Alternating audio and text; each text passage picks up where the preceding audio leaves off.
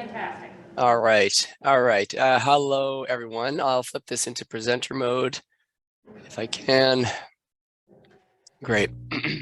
Thanks for having me today. I had hoped to be there in person, but I'm still recovering from a cold. Also, I'm a bit hoarse today and will be stumbling over my words. I'll be talking about the citywide flood risk profile for the City of Fredericton. So, Fredericton and flooding, I think what comes to mind? Well, probably flooding along the St. John or Wallastook River. We've had some major floods, as Don talked about earlier today. And, sometimes that takes center stage with flooding in Fredericton, and it's certainly a big deal. The thing is with the riverine flooding is that it is kind of generally well known what areas are going to flood. Now, how far and the precise details of that are much more complex, but you can tell that it's going to be down in the valley, not up on a hill. And there's a long history of flooding in the city, so that all helps kind of give some, at least community knowledge around that. However, most of the city is not exposed to riverine flooding. And there's many neighborhoods up on the hill. The city spreads out from the riverbanks up hills on both sides of the river, and there's many sort of older urban and suburban and rural areas. And are these areas free of flood risk? I think generally most of us would think of, well, yeah, I'm not in a floodplain, so I'm probably okay. It's not really the reality, and the city gets many calls every year complaining of localized or small-scale flooding in streets, basement flooding, basement backups. Some of these might relate to sewer system like wastewater, but a number will probably relate to stormwater. And there's numerous news articles of talking about, kind of flash rainstorms, sudden downpours that cause flooding. And there's certain neighborhoods in the city that have struggled with drainage issues, and the city has kind of worked that out. There's also questions around basement flooding in particular. It's very costly to repair and clean up a basement, very disruptive, and you have rental apartments in basements. In some cases, there was a CBC article with an immigrant family that had flooding, and it just can create a lot of problems. So the City of Fredericton had the foresight to kind of take a big picture look at flood risk in the city, and they looked to the City of Ottawa as an example of this. And the City of Ottawa has worked on a flood risk mapping project for the last few years. And so that was, I think, one of the main kind of guiding approaches to it.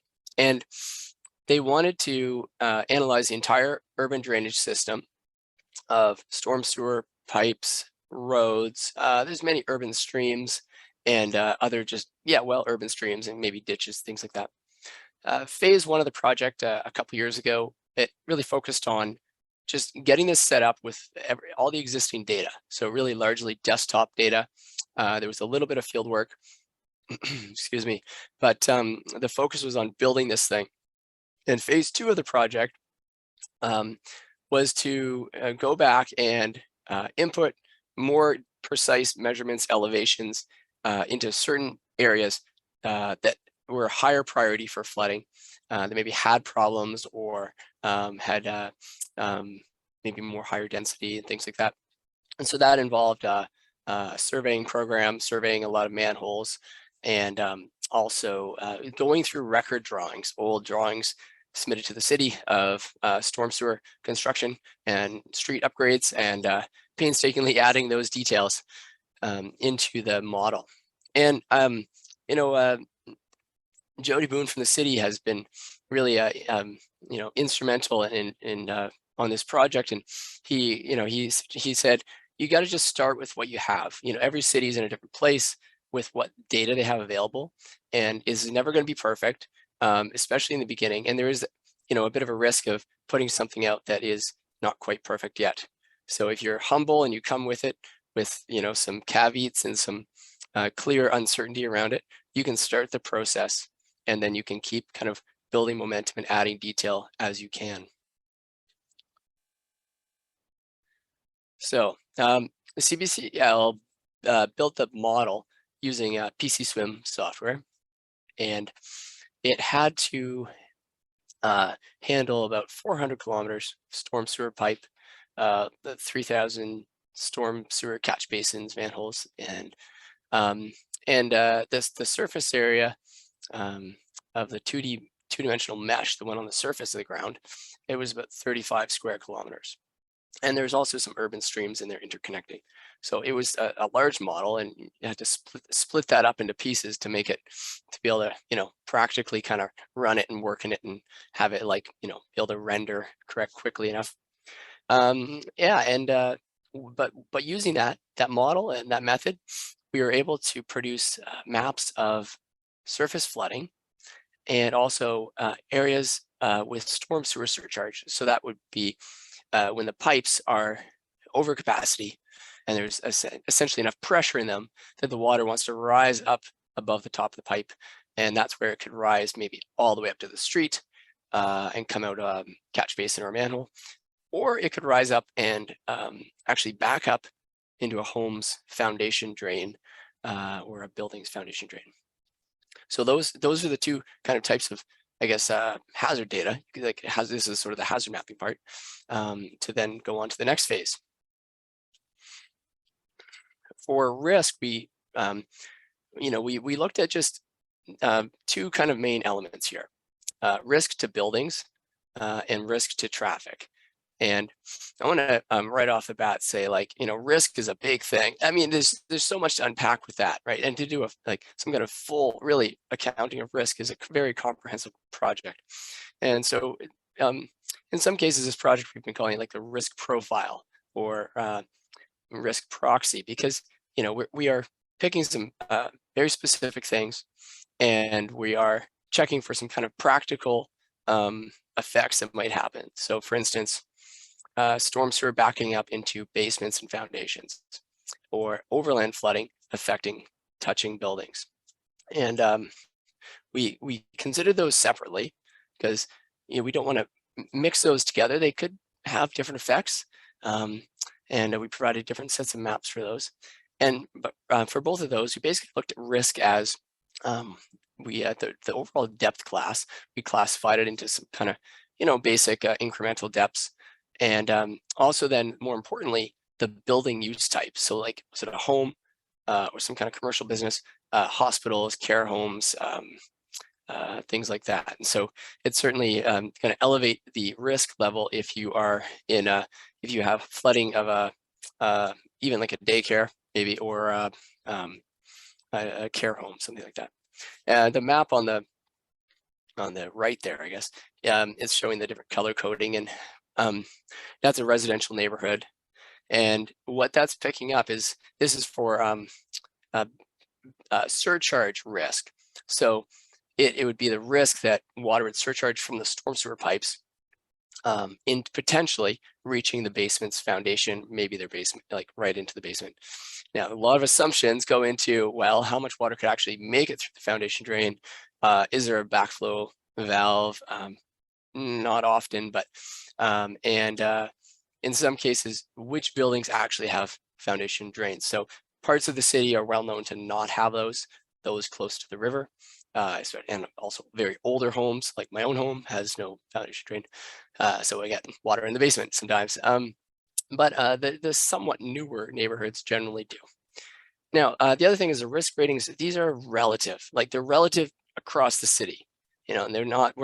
Would no way be able to compare these to another city, perhaps, right? These are not absolute ratings of risk or quantified into dollar amounts, but there'd be a lot of really interesting things about, you know, who is at risk, and you know, how are those impacts going to affect different groups of people differently. The risk to traffic was a bit of a simpler process in a way. So we were looking at surface flooding on roads, and you know, where will the water pond? So sometimes that's just surface flow coming down streets, collecting at intersections usually, and then it might be you know, supplemented with some storm sewer surcharge coming up. And usually it's the case that the storm sewer is already full, so it can't drain, and then any extra water on the surface just collects in those intersections. And there's like going through the news and just looking through, like, online at images, there's tons of examples all over the world, really. And a few, from Fredericton, of cars driving through water. And it was interesting. We were able to pick out a couple photos and identify where they were, and then compare them to the map of where we would find where we predicted basically flooding in the streets. And there's a couple well-known intersections that do flood during those big summer rainfalls. As far as the I guess the risk level, and I every time I say the word risk, I'm like, someone's going to correct me here. I mean, risk and hazard, it's sometimes the terms can get kind of misused around a bunch, but we want to think about, like, at what depth is it going to just be like really bad idea to drive. And based on different research papers out there looking at cars and water and buoyancy, 30 centimeters seem like a pretty good low level cutoff. I mean, if it's 30 centimeters, most cars are going to have a hard time driving. Now, if you add any velocity to that, quickly the depth goes down, and it's amazing. You can look online for cars being washed down streets. It's amazing. And we classified the risk, thinking about, like, how many people might be exposed to this water depth based on the road priority level, which is like, how major of a road is it. So the major roads, if it's a summer afternoon at rush hour, which we had a couple of those last summer, huge downpour at like 4:30, and there's water in the streets. So how much traffic is coming down and likely to end up hitting those pools and maybe losing control and things like that. So yeah, I just wanted to say, start where you are. It's an interesting question to look at where flooding can happen in a city and across the landscape. There's a growing number of cities in Canada that have done this, using more or less similar approaches. So there are examples out there, and I want to thank the City of Fredericton. It was great working with them on this project, and I hope to continue to kind of unravel some of these flood risk questions with them. And if you have any questions after this, feel free to contact me at my email there. I won't be there today to answer any questions in person. Thank you, everyone.